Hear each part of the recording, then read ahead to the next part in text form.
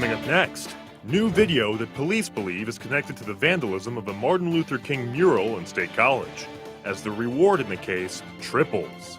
And why some Pennsylvanians are hesitant about the COVID-19 vaccine, while others have access issues. And especially in rural areas, I mean, even where I live, we don't have access to a lot of computers and internet capabilities.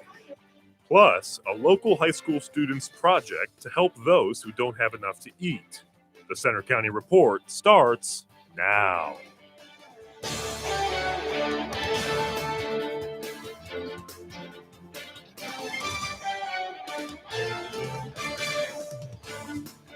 Good afternoon, I'm Sebastian Kraft. And I'm Natalie Grant. Thanks for joining us for the Center County Report. We begin with the aftermath of the Derek Chauvin verdict and new numbers on the use of force by police in our area. 3 days after Chauvin's murder conviction for killing George Floyd in Minneapolis, Congress is ready to try again to change the nation's policing laws. One senator says negotiations could wrap up within 2 weeks. A House bill would ban chokeholds and create a national database of police misconduct. It would also allow officers to be sued and damages awarded for violating someone's rights. The State College Police Department has released its annual use of force report for 2020. The document says borough police had more than 17,000 calls for service and made 1,075 arrests. Police used non-lethal force against 34 people. 29 were white, 4 African American, and 1 Asian. There was no deadly use of force last year. The shooting death of Osaze Osagi happened in 2019. State College police are still trying to identify the suspects who defaced the Dr. Martin Luther King Jr. mural last Friday. Police say the 3 people here on your screen at the Fraser Street parking garage are persons of interest. Cops say they're suspected of using a red substance to deface the image, and it's under investigation as a hate crime, which under state law is considered ethnic intimidation. The reward is now up to $3,000 for information that leads to an arrest or conviction. If you have any information, contact State College Police. A new COVID vaccine clinic is open today and tomorrow at Penn State's Pegula Ice Arena. The clinic is a partnership between the university and Walmart to offer vaccinations to students, employees, and their dependents. It's open today until 4 p.m. and tomorrow from 8:30 until 4. The clinic has a total of 1,100 Pfizer shots. Meanwhile, Pennsylvania plans to expand its network of vaccine providers. Officials say that with supply finally catching up with demand, they expect more providers will start receiving shipments over the next few weeks. Pennsylvania only ranks 23rd of the 50 states when it comes to percentage of vaccines administered. And even as vaccines become easier to get, there are still reasons why some people are not yet getting them. Hannah Deek reports from Clinton County and State College. As vaccine availability increases, getting more shots into more arms has been a challenge in parts of Pennsylvania. Some people are still hesitant to get their shot, while others don't have as much access. Jeff Package owns Keller and Monroe Pharmacy in Clinton County and says big distribution sites like hospitals and major drugstore chains play a role in his county's lower vaccine rates. We order vaccine every week. We do their surveys. We do everything that they ask us to do. And they still, they have not sent us vaccine for this week. That's one of the issues the state hopes to fix with its provider expansion in the coming weeks. Center Volunteers in Medicine says setting up more smaller local sites like this one at Mount Nittany Middle School and State College can help. It really does make a difference coming to a comfortable area like a school that they're familiar with in their environment, in their neighborhoods, versus going to a white coat, sterile environment. That increases the anxiety and it makes you more nervous and more hesitant. I think that access to a clinic such as this, yes, helps people get the product that they need and the immunization in their arm. In previous months, regional vaccination clinics like this one at Bryce Jordan Center was expected to be in Clinton County, but the state's decision to move it to Center County could be a contributing factor to why rural counties have such low vaccination rates. The difference is significant statewide. In Center County, more than 40% of residents have received at least one dose, but in Clinton County, it's only at 30%. And especially in rural areas, I mean, even where I live, we don't have access to a lot of computers and internet capabilities, and maybe not just access, but it could be skill level, it could be their experience. So, We always had our phone available here at the pharmacy. So most, if not all of our appointments came from just people picking up their phone and calling us. Some rural county officials also believe hesitancy stems from the pandemic not hitting close enough to home for many people. Rural America and rural Pennsylvania in particular have not been witness to the horrible and deadly effects of COVID like some of our more urban counterparts have been. I think that the mindset and the education is lacking in rural Pennsylvania. In University Park, I'm Hannah Deek for the Center County Report. So far, more than 45,000 people in Center County are fully vaccinated. In Clinton County, it's 7,600. 2 major road construction projects are in the works in the State College area. The state has approved more than $1 million to fund a road project on the west side of Tofttrees that will support the development of hundreds of acres of land.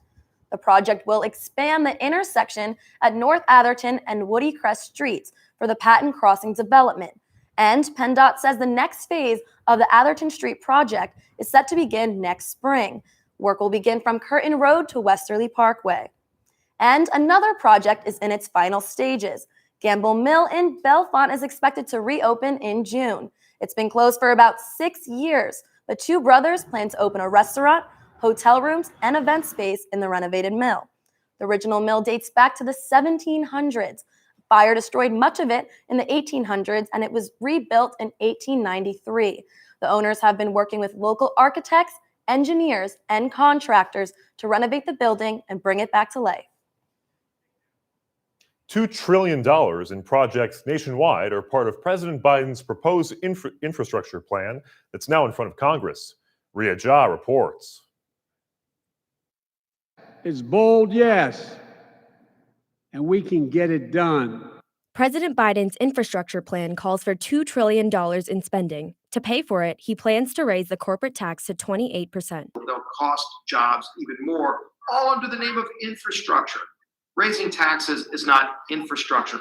President Trump cut the rate from 35% to 21%. Given that large cut didn't seem to have so much effect, restoring some of the tax doesn't seem that big a change. When you think about the definition of infrastructure, you might think roads, highways, and construction.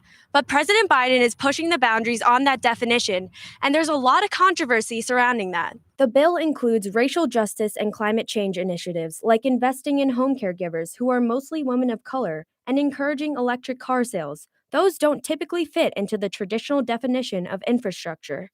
Then what is it? That would be my question to Republicans. Replacing all lead-based water pipes is also in the proposal. Right? Let's think about some of these places where there are Black people who can't even drink out of their faucet. If that isn't systematic and environmental racism, I don't know what is. Among the climate initiatives is a $16 billion program to help fossil fuel workers transition to more energy-efficient jobs. The skill set that many people have that work in coal-fired natural power plant can be applied to helping our grid infrastructure. Congressman Fred Keller doesn't think that's the government's role. And where are we in America to tell you what kind of job you have to have? Well, what you have to, that's not the United States of America. Williams urges people to look at this plan with a different lens. I think sometimes people need to come outside their suits and their jackets and come outside their political party and actually understand the real American. For the Center County Report, I'm Ria Jha. As the municipal primary election approaches next month, reporter Jake Starr talks with the 2 candidates vying to become the next mayor of State College. Ezra Naines and Jim Leas are gearing up their campaigns with the primary just weeks away. Both are working to be the next mayor of State College. Naines has inclusion and diversity at the forefront of his campaign and says he'll always keep his ears open to those he represents. The most important thing a mayor can do is to listen to the community, understand what really matters to people, and then, of course, be the voice for that community. Leas is widely known in the community and is finishing up his 3rd term on the State College School Board. He echoes a similar theme of hearing ideas and feedback. I think the biggest lesson I've learned is how to listen, that we need to listen to the community. Current Mayor Ron Filippelli pledged not to seek election this year and is instead running for borough council. On May 18th, State College residents will head to the polls like this one behind me, and they'll place their votes for who they feel should be the next mayor of State College. Greg Stewart is the chair of the Center County Democrats. He says they won't endorse a candidate in this election, and they're expecting a larger turnout than usual. Stewart knows the winner will have a tough task on their hands. I think, kind of healing some of those wounds and being inclusive is going to be very important for whichever one is elected. Naines and Leas told me why they should be elected. I think I tout my experience. So I'm in the end of my third term on the State College School Board. Is that we need to create a place that is welcoming and inclusive for everybody. I bring what we need for the role of the mayor to this job. And when asked for one word that would be each's mission, Naines said empowerment and Leas offered inclusiveness. In State College, I'm Jake Starr for the Center County Report. Again, State College's primary election day is set for May 18th. Will it warm up this weekend? The 7-day forecast with Olivia is coming up. Plus, how a high school student is trying to help solve food insecurity in our area. And remembering a pandemic year with a special exhibit in Bellefonte. That's later in our newscast.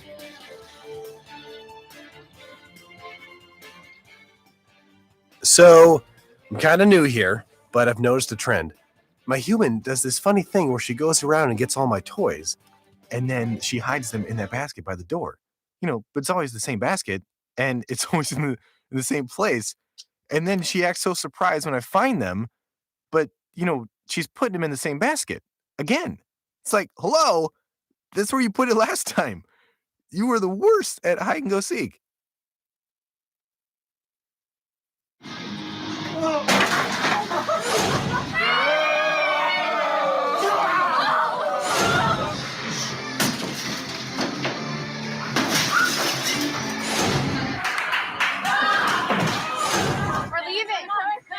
Most party fouls are pretty dumb. But if you decide to drink and drive underage, you could lose your license and your freedom. Underage drinking and driving. The ultimate party foul.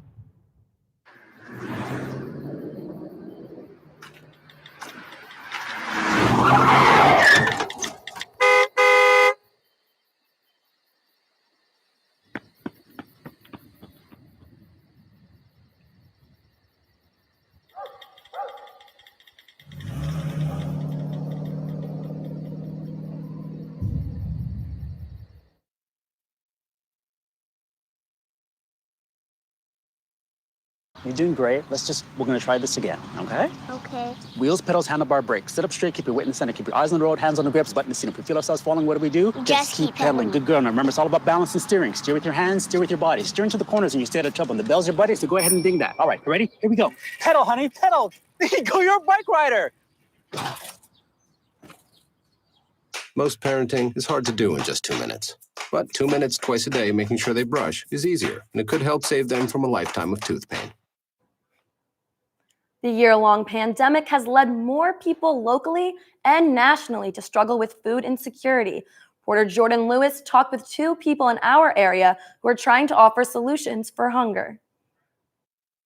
Last spring, as COVID spread and lockdowns began, the Center County YMCA started the Travelin' Table as a way to safely distribute food to people during the pandemic. In the first 5 months, the initiative supplied over 339,000 meals to residents. Mel Curtis, the YMCA's anti-hunger program director, says the services have made a positive difference. We have now surpassed 1 million ton of food that we put back into the communities throughout Center County. We do a tremendous amount of food distributions, home deliveries, and things like that to help people that are facing food insecurity. In a partnership with the Travelin' Table, State College high school student Madeline Krentzman started a project of her own to join the fight against food insecurity. Called the Bake with Love Project, she curated a cookbook filled with recipes from professional and amateur bakers, each tied to a story from different global backgrounds. She said witnessing firsthand local food need motivated her to search for a solution. when I was driving just down Westerly Parkway and they were doing a meal drop-off. And it was so astonishing for me to see just how many cars were wrapped around throughout the parking lot, just waiting to receive food for the week. And so that was just one more inspiration for me. As the pandemic continues to challenge central Pennsylvanians with food insecurity, local residents can know individuals like Mel and Madeline are pushing to reduce hunger. Reporting in State College, I'm Jordan Lewis for the Center County Report. The cookbook is available for purchase online at bakewithlove.org, and all proceeds will be donated to the YMCA of Center County's anti-hunger program. Now, Olivia with the weather.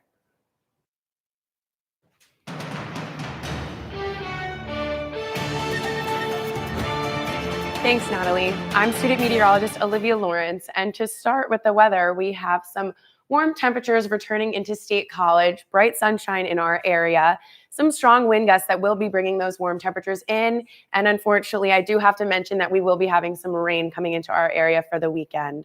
So now taking a live shot, we have Beaver Stadium. We have some clear skies, obviously very sunny today as it will warm up later in the day. Our current conditions, we have feels like 52 with a dew point of about 25, which is actually pretty low for this time of year.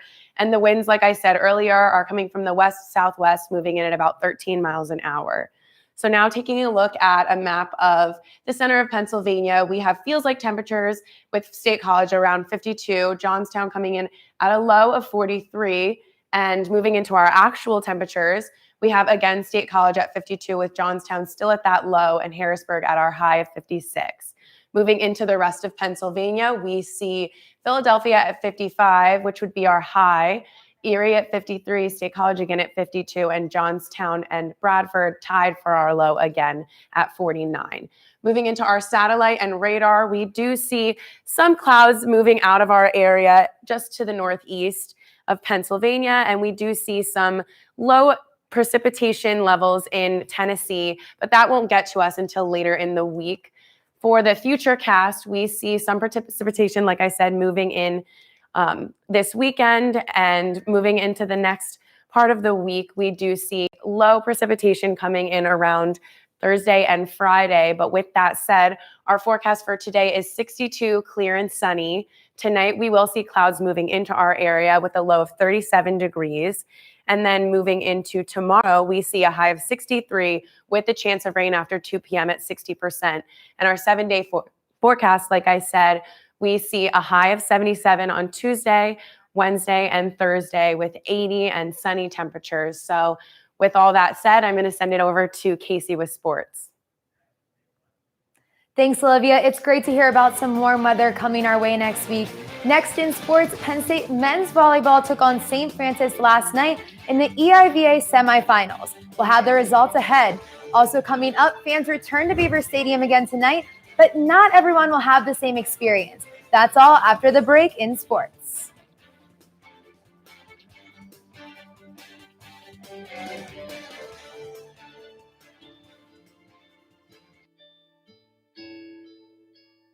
Calls me googly eyes. You know you're beautiful, right? You know that? Even you are beautiful.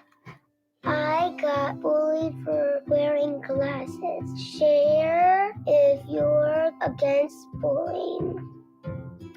We put it out there, just took off. 3 million people have shared this post. Don't let bullies get you down. I stand with you. Our whole family's wearing glasses. I wear glasses and I'm proud. I even have the army on my team. All the kind comments brought my child joy. I don't feel thank you is enough. That's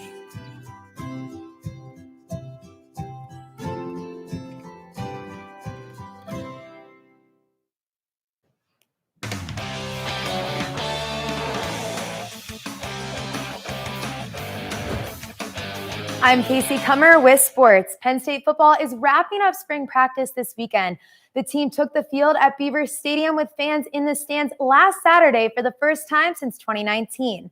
During practice, Penn State freshmen, students, and players' families were able to check out the Nittany Lions' new offense. Coach James Franklin and new offensive coordinator Mike Yursich talked about what they wanted to see in the final practices this week.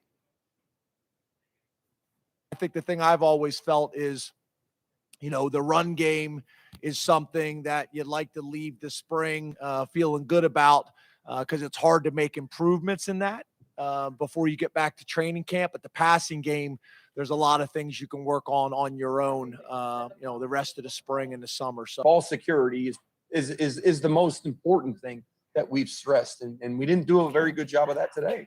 And so that's going to continue to be hounded always.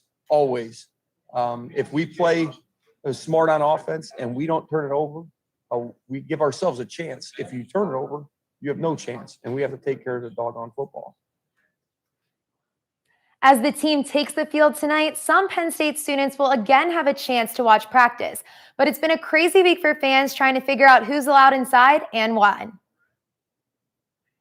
I was so pissed. Because it seemed like they just didn't even care about the seniors at this point. Penn State seniors and freshmen had very different experiences last weekend for what's normally Penn State football's blue-white game. Definitely, it's a life-changing experience and something that I'll never forget. While Saturday, this area was filled with thousands of Penn State freshmen eager to go through the student gates for the first time ever. Seniors are forced to live out their last blue-white memory far from any excitement. Even though current state COVID restrictions allow up to 50% capacity for outdoor events, only about 7,000 people attended. Penn State only allowed freshman students, players' families, and a few others. The decision sparked criticism. Many seniors graduating in May felt left out. We were all pissed because, we just spent 4 years at a university that we loved. We loved all the football games. And then it just felt like our senior year was taken away from us, especially for football games. Even freshmen felt a sense of guilt. The seniors are going through it right now, but obviously I would have given up my spot for any senior to take my spot at the blue and white game. Then the university announced a plan for seniors to attend their own special practice this week, but many students say they never saw the email or ended up in their junk mail, and they missed the Wednesday deadline to get tickets. So Penn State then opened it up to the public on a first-come, first-served basis, and those tickets went fast. It was almost like having two kids and giving one kid all this candy and then giving the other kid oh yeah, no, you can have this Jolly Rancher. Okay, but we wanted that. Despite the confusion, some students will get a chance to see the team and sing the alma mater one more time tonight. That practice is 7 till 9 tonight at Beaver Stadium. The Penn State men's volleyball team is hosting its first EIVA tournament in 4 years this weekend. Last night, the Nittany Lions won in straight sets over St. Francis in the second semifinal match of the day at Rec Hall. Penn State is tying for its first EIVA tournament title since 2017. They'll play George Mason Sunday in the championship match. The winner gets an automatic bid to the NCAA tournament. Both Penn State soccer teams are heading to the NCAA tournament. The women will play Alabama State next Wednesday in the first round in North Carolina. The Lions are regular season Big Ten champs. The men's team will open play in the second round against UMass on May 2nd, also in North Carolina. Penn State baseball is looking to snap a 4-game losing streak this weekend. The Lions fell against Nebraska last week, swept in the 3-game series. Penn State begins a series against Ohio State tonight in Columbus. They'll play another game tomorrow before finishing on Sunday. The Nittany Lions are 8-16 on the season. Penn State hockey held its season wrap-up news conference this week. Coach Guy Godowski said he was happy they could play at all during the COVID season. The team ended with a 10-12 record. Next season will include the return of Adam Pilowitz and Clayton Phillips, but the coach is most looking forward to fans back at Pagula. They're motivating, and that's going to be fun. And they just bring the energy they bring. You can feel it. The Roar Zone gets going. You can feel it. It's not something you just see or hear. You feel it, and I can't wait to get that feeling again. That's all for sports. Now back to you at the anchor desk. Thanks, Casey. Can't wait to see how they do on the ice. Coming up next, we'll take a trip to the Bellefonte Art Museum's newest in-person exhibit and see how it relates to our daily lives over the past year.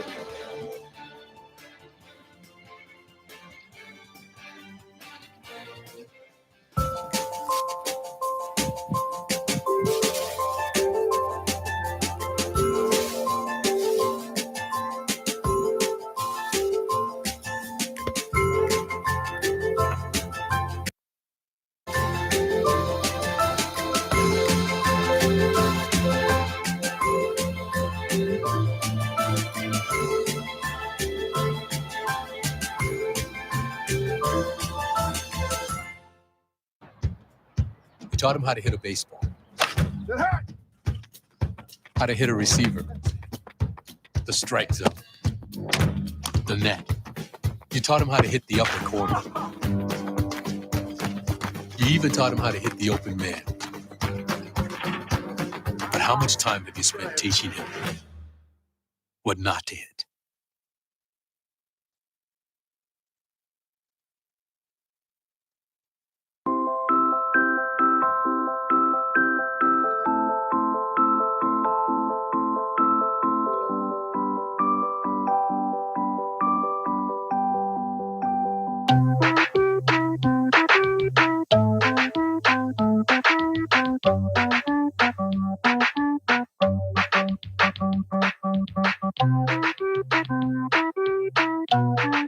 Start a story. Adopt at theshelterpetproject.org.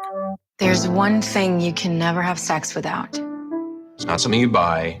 Or something you take. In fact, there's only one way to get it. It has to be given to you freely. It's consent. Because sex without it isn't sex. It's rape. Consent. If you don't get it, you don't get it. It's on us to stop sexual assault. Learn how and take the pledge at itsonus.org. A new art exhibit in downtown Bellefonte commemorates the past year of unique COVID-19 experiences our community has undergone.